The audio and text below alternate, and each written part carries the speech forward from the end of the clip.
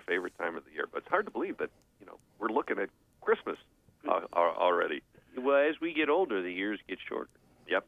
Well, Renee Rice is joining us. She is a toy expert and a toy and game reporter for Daily Lounge, and she's co-president of the International Toy Trade Magazine Association. You gotta love toys. You gotta love toys. That's a heck of a job. How could I get a job like that? She's on our WINT live line right now, and we're going to take an insider's look at some of the hottest toys that are going to be on the shelves for this holiday season. Renee, thanks for dropping by. Hey, thanks for having me a part of your show. This is fun stuff pleasure to talk about. All right, get started. First of all, are we looking at tech being an integral part of this year's toys, or are we going low-tech, back to some of the basics? We've got kind of a little of both here. We have some tech and some low tech, and there's a lot of tech out there, so we'll just touch on a little bit of that. But I know that everyone's ready to get a jump start on their holiday shopping, so some of these toys will be definitely topping the kids' list. One that does include technology is called Brightlings from Spin Master. So these are interactive dolls, and they'll be your kids' silliest sidekick. They're lots of fun, and kids can play with more than 100 different silly sayings. They can record anything, and then they can play it back in Brightling's unique voice. So if you tilt, it does an individual voice, or does your child get to pick it? Or my daughter loves to play with that app. So you can you can play with them, and if you tilt them to side to side, they can either have a really high voice or a really low voice. And they have music. Sort of like Steve. So they can play music. They can use different styles of music like pop, yodeling, which the kids love. It's really funny. Opera, and even beatboxing. So these dolls are lovable, fun, perfect for kids exploring their creativity. Outstanding. And then what about the little boy? Well, actually, we have collectibles and some role play.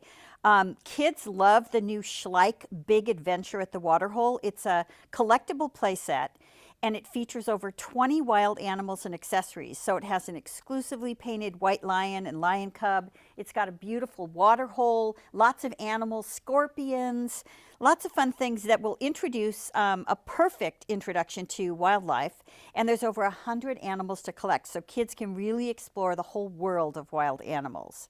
Now, there's another one that's important, and this one is the winner of the National Parenting Center Product Award and Seal of Approval. And this is from the same company, Schleich, but it's the Riding Center Horse Club. So this one is another one that's a great addition to a child's horse collection.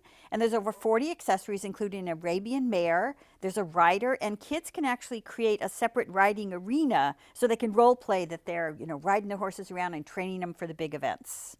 So these are real interactive then. They are. They're really fun for the kids because they can use their own imagination. It builds language skills because as they're playing, they're talking about what they're doing. So these are all about collectabilities and role play. Now next, we have something that ties to STEM, which we're looking at in the schools, the science, technology, engineering, and math. This is construction creativity. So there's a product called GeoSmart. It's from Smart Toys and Games. And what they've done is they've evolved the whole future of magnetic construction. So you've got strong magnets, bright colors, durable pieces. They're translucent, so you can see through them, and they're just beautiful to play with.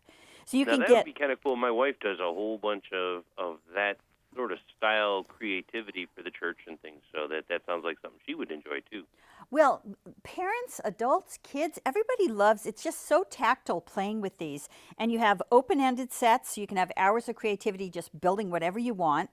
Or you can actually build a remote control Mars Explorer vehicle magnetic building set. And all of the pieces have a patented double lock safety system. So they're a great choice for fun, creative STEM learning at home, in the classroom, or as you said, in your church areas where, that your wife works at. Outstanding. Now, what kind of toys are we putting together to sort of get over some of our fears? Well, there's an interesting product. It's called Worry Eaters from the Haywire Group. And these are beautiful, incredibly soft plush pals. So they're great to cuddle with them, but they also have an appetite for worries.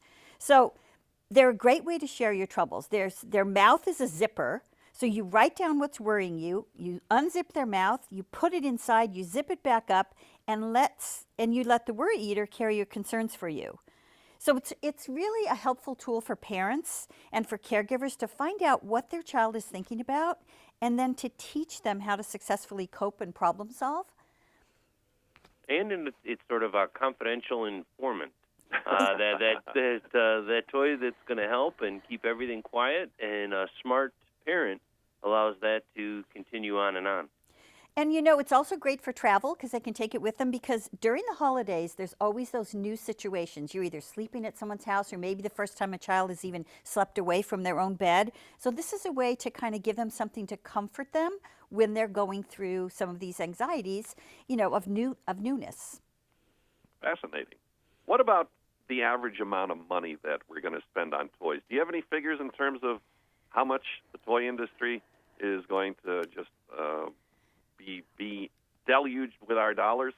Well, the toy industry is already up about almost 10% this year. So it's been a really strong year for toys, but they expect that to continue into the holiday season. Americans spend probably about $450 a year on toys for their kids, but the bulk of it is spent during the holiday season. But not only parents are buying, you've also got aunts and uncles and grandmas and grandpas. And so these are just some ideas for some things that people can buy. And with the collectible sets, you can buy, the parents or the grandparent can buy the main set, and the other people can fill in with the other animals and build that child's collection.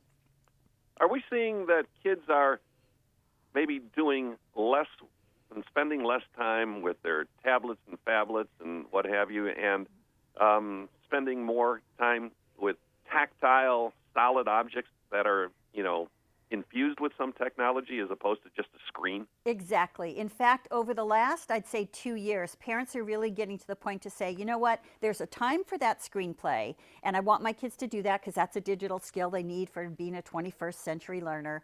But on the other hand, I also need them to have those social skills and to play with other kids and learn to talk to other kids, build their language skills, and just have fun and be creative. Playing with Legos, playing with Schleich products, playing with these GeoSmart, construction toys really builds that spatial awareness for a kid in a 3D, very relevant way versus it just being on a screen. So you definitely are on the right track there. Parents are wanting their kids to play with their hands on, and that builds the brain neurons for creativity, most definitely. And it also moves that future mechanical engineer from the paper or from the screen to the actual application of the idea. Yeah, kids get used to playing with things and manipulating with their hands. It builds their hand-eye coordination, obviously, but it also builds their brains because they're just having more fun putting stuff together, and they don't know that they're learning while they're learning. They're just having a great time putting it together. Then when they go to school and they learn about a physics class or programming, they have a base to say, oh yeah, I did that with my construction toys. I used to do that when I was building things. And it's kind of like, it's kind of like we grew up with the old Lincoln Logs or the Gilbert Erector set. And you could build those, and you built those in real life. Exactly.